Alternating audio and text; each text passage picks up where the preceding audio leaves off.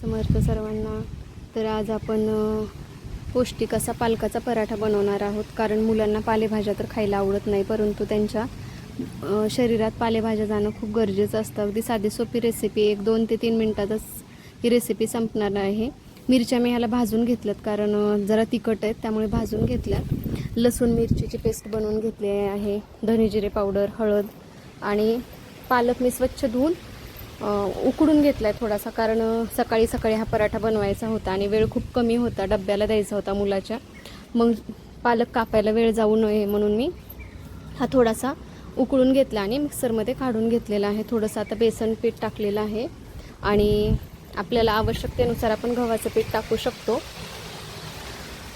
मीठ वगैरे सर्व यामध्ये मिक्स करून घ्यायचं आहे. चवीनुसार मीठ टाकलेलं आहे. तुमच्याकडे खूप कमी वेळ असेल, कमी वेळात जर तुम्हाला रेसिपी बनवायची असेल तर त्यासाठी हे बेस्ट ऑप्शन आहे. आता मस्त आपला गोळा तयार झालेला आहे. जर तुम्ही जावाजावांच्या किचनमध्ये नवीन असाल तर चॅनलला सबस्क्राईब करा आणि ही रेसिपी आवडली असेल तर व्हिडिओला लाईक करा आणि कमेंट करून तसं सांगा. आता पीठ लावूनच हा पराठा लाटणार आहे आपण. मध्ये तेल किंवा तूप तुमच्या आवडीनुसार लावू शकता आणि हे पराठे छान फुगतात आणि दुपारपर्यंत किंवा रात्रीपर्यंत जरी राहिले तरी अगदी मऊ लुसलुशीत राहतात. तर छान आता हे आपण तूप लावून भाजून घेऊया. पराठे मुलांना आपण सॉससोबत देऊ शकतो किंवा दह्यासोबत, दोन्हीसोबतही हा पराठा खायला खरंच खूप छान लागतो आणि भरपूर प्रमाणात पालक मुलांच्या शरीरात जातो. बघा अगदी मऊ लुसलुशीत दिसत आहेत ना पराठे. आणि हा सकाळी सकाळी ताईंनी बनवला आणि मी त्याची व्हिडिओ शूट केला, कारण सकाळी खूप घाई होते ना.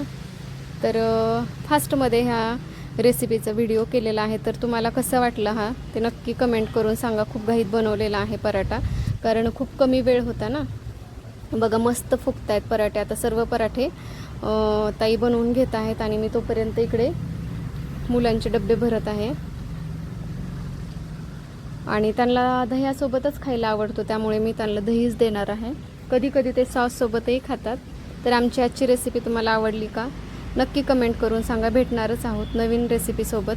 तर मुलांच्या डब्यासाठी हा पराठा नक्कीच बनवून पहा.